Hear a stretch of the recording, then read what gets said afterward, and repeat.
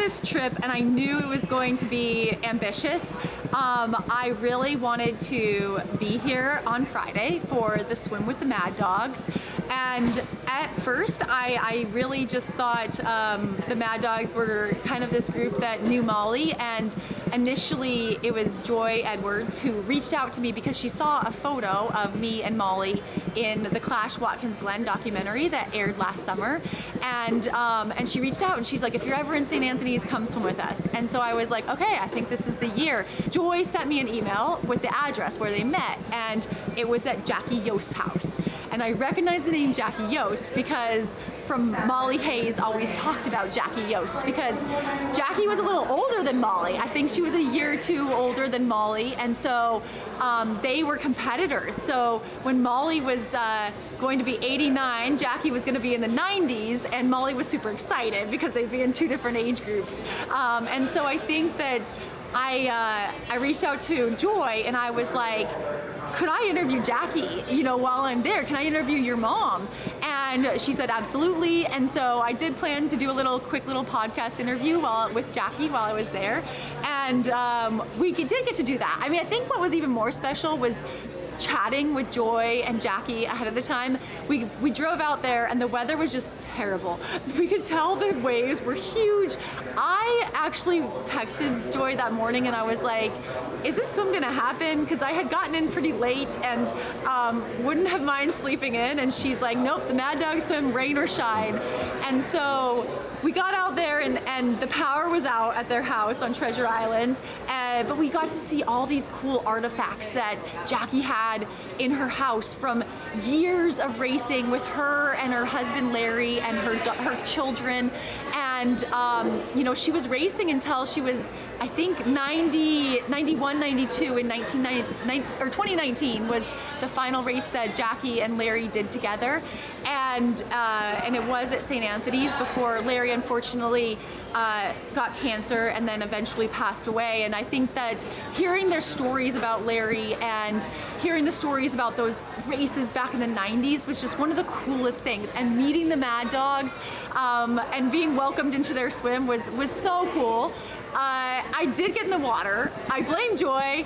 Joy was in her swimsuit, ready to go. The waves looked so scary. And then Grace Alexander and Rachel Mensch, who are two other pro women, also were there. And, we were like, let's get in. And so the four of us did swim.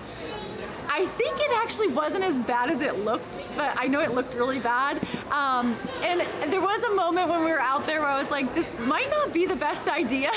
Like, I can't get myself injured or something. I respect Mother Nature and the power of water. And so even though I am a pretty good swimmer, but it was a cool experience. And the water was so warm. I was just like, I don't get that many opportunities to swim in water like that that's so warm. So it was a cool experience. It was a short swim, but we made it count. And then afterwards went back, socialized with the Mad Dogs, and I did get to chat with Jackie, which is just, I think will always be a special memory for the rest of my life, and especially my triathlon life.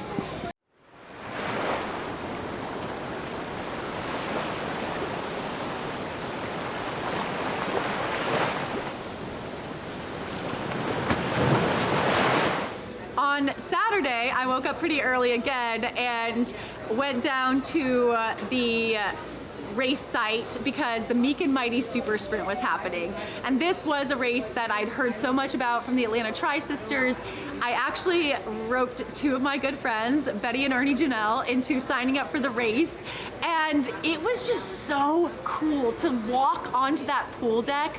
I had signed up to volunteer at the finish line because I thought, I'd really enjoy giving out medals, but I may have abused my volunteer privileges a little bit because I definitely used my bright orange shirt to get me into the start, and I cheered on some of the athletes as they were swimming in the pool, and it was just so cool to see all different ages, all different body types, all different, just every level of triathlete doing this race. I mean, you had some really fast people, and you had a lot of first timers, and they had a 16 and up wave, and then they had the kids wave later. And so I got to really watch, everyone jumping in the pool, heading out on the bike, and then I did head to the finish line to fulfill my duties. And I learned a lot by volunteering at the finish line. I think you get to see such a range of emotions in people coming across the line, and it's just so cool. And it just made me respect the sport even more because it is so hard for everyone, and people are so proud of themselves when they come across the line. And I think sometimes as a pro, I can lose sight of that. I get too caught up in the metrics and, wanting to win or have a certain result. And I think it's okay to want to win. I mean, it is part of my job, but I think it's also like making sure to take the time to be really proud of myself, because this is a really difficult sport and it's a really tough challenge, but you get to be surrounded by people who really respect you and admire you, and I admire them, and we're all doing this hard thing together. And I think that watching people come across the finish line, handing them their medals, really highlighted that for me.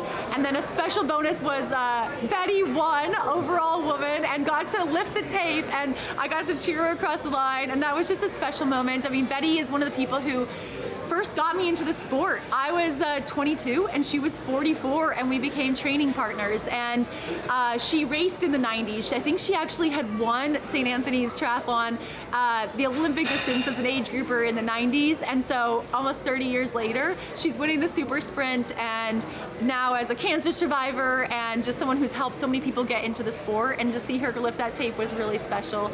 And then it was just, it was really fulfilling. It was a really fulfilling experience. Remarkable performances from our pro field on both the men's and the women's side, as well as some exceptional performances from age group athletes from around the country as part of USA Triathlon's competition and increase of the sport. So it is great to see so many folks here.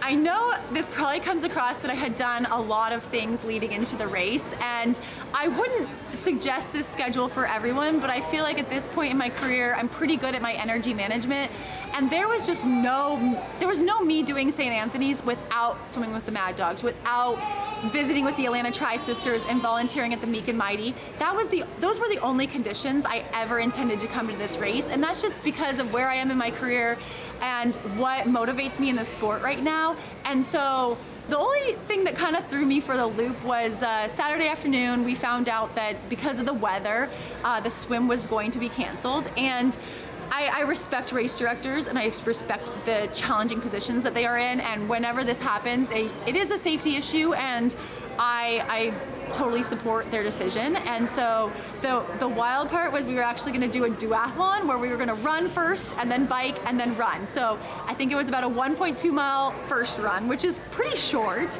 and then a 25-ish mile bike, 40-kilometer bike, and then a 6.2 mile or 10-kilometer run for the second run.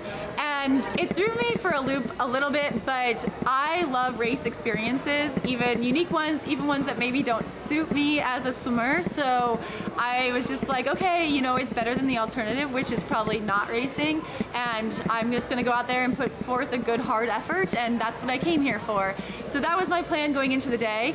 Race morning, I woke up and the wind was howling, and I actually thought, I was like, there's no way we're racing in this, because it was a lot. But luckily, actually, a storm blew in and it did calm down a little bit. So that was made things a little bit better. And I had no idea exactly how to pace a 1.2 mile run.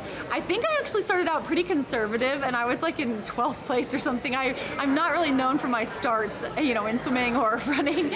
But then I was moving up. I felt really good, and I kind of was moving up, and I ended up in second behind Vittoria Lopez, which was really cool. And I just wanted to make it kind of interesting and going hard, and I could tell she was surging and not wanting me to go ahead, and it was kind of fun. And but then unfortunately Vittoria and I took a wrong turn and went into transition the wrong way, and we had to backtrack. And so I think ultimately I ended up in fourth going into transition, finishing that first run. So we lost that. I probably, in hindsight, I should have managed my effort a little bit more there, because I didn't gain anything from that. But it's racing, and we can't be too down on ourselves, because it was so it was so last minute. There was no race course map to have viewed or previewed or anything like that. So we just did the best with what we could. Bizarrely, I ended up out of transition first. I don't know how that happened. I think that might be the first time in my life that I've had a fast transition. And then I quickly lost it through the cobblestones because I couldn't get my shoes on. I'm very much a long course athlete. I should practice these things more. I should know that. The other thing I did very poorly was attaching my front hydration unit. So it was like bouncing around. I thought I was gonna fall off the whole race. Every time I went over a bump, you know, St. Anthony's is suited for first timers, and I acted like I had never used one of those before. So maybe there were some things I could have prepped for a little bit more ahead of time. The other thing is that I definitely should have previewed the race course. I didn't quite have a rental car for this race due to some travel logistics that I feel like I managed okay, but I didn't preview the race course, and I think there were some technical sections that I could have gained some time on if I had known these things, but you know, again, I'm just doing the best I can with what I have, and so I think I respect what I did with what I had. I ended up riding behind, I think, Paula, Vittoria, and Jody for a while. Paula and Vittoria gapped us, and I was behind Jody, and then I actually, at a certain point, I passed Jody, and it was when we were going over these speed bumps, and then Jody yelled at me because my technical riding was very poor, and I deserved to be yelled at. I was doing such a bad job going over the speed bumps. Again, she had previewed the course, she kind of knew a better way to navigate them, and so she ended up passing me back. So I just decided to sit behind her as we went through that technical section. She's an incredible technical bike rider, so I was like learning a few things going through the corners, and then eventually we got to a less technical section that was flat and straight, and I did pass her, and I apologized, and then we did talk after the race, and she said there was no hard feelings or anything. She's just like, oh, I just knew you could go a better route. So it was kind of more camaraderie than anything, but something to work on. It's just hard when you're coming from Montana winter. Headed out on the run, I was in 4th place, so I was behind, I think, Paula, Vittoria, and Lisa Bacaris, and I couldn't see any of them. I got at times, but that Jody was 20 seconds behind me, so that was actually pretty close. I hadn't put much of a gap, and I just kind of tried to channel the good feeling I had from the first run and just see what I could do in the second run, and I don't think I felt quite as good as I did in the first run. I guess maybe makes sense. I wasn't quite as fresh, but I felt good. I felt like I was going a good pace. I couldn't see anyone. I wasn't catching anyone, and no one was catching me, but I did really enjoy the course. It's gorgeous. You're going through like these beautiful neighborhoods right by the water at parts. Really good support, excellent aid stations. I got pretty warm on that second run, and we actually turned around and had a big headwind. I think I was the only athlete who really appreciated turning around and going into a headwind because it cooled me off, and I just tried to think of it as like a tempo run, and I wished I had one more gear. Even though I couldn't see anyone ahead of me, I just was like, okay, I want a really good run split. I don't do many 10Ks, and I wanted to see what I could do, and there was a little part of me that wanted to run a 36-minute 10K. I don't know where I got that in my head, but I just thought I could do that, and I think I ended up running 37:14 or something like that, so not quite there, but I'm still really proud of my effort. I came through the finish line, and I saw Julie and the Atlanta Tri-Sisters and got to throw some high fives, which was pretty neat. They had come out to cheer. I saw the Mad Dogs cheering. I think a lot of them were at the first aid station, so they cheered for me. So it was all these people I had met along the way, were out there cheering, and that was just really, really neat. And then, it was a great celebration of a great weekend, and I am proud to finish 4th. It was a strong field, and I don't race many Olympic distance races, but I'm really proud of my effort. I don't race many duathlons either. The swim was there, it might have been different, but I think that given the circumstances, I'm really proud to finish 4th and in a really strong field. And then post-race, I did a very quick transition. I actually packed my bike in front of the Hilton Hotel where I wasn't even staying. My friends were staying because they had a little bit later checkout, and headed right to the airport. I have not showered, which which is kind of gross, but headed home to Cowboy and getting back to training. I think that my next race is going to be Ironman Coeur d'Alene. So I've got to focus, and one of my big goals for this year is to qualify for the Ironman World Championships in Kona, because it is going to be an all-women's Kona this year, and I really want to be a part of it. So hopefully Coeur d'Alene will do it, and that's the next stop for me. You know, lots of training and headed to Coeur d'Alene.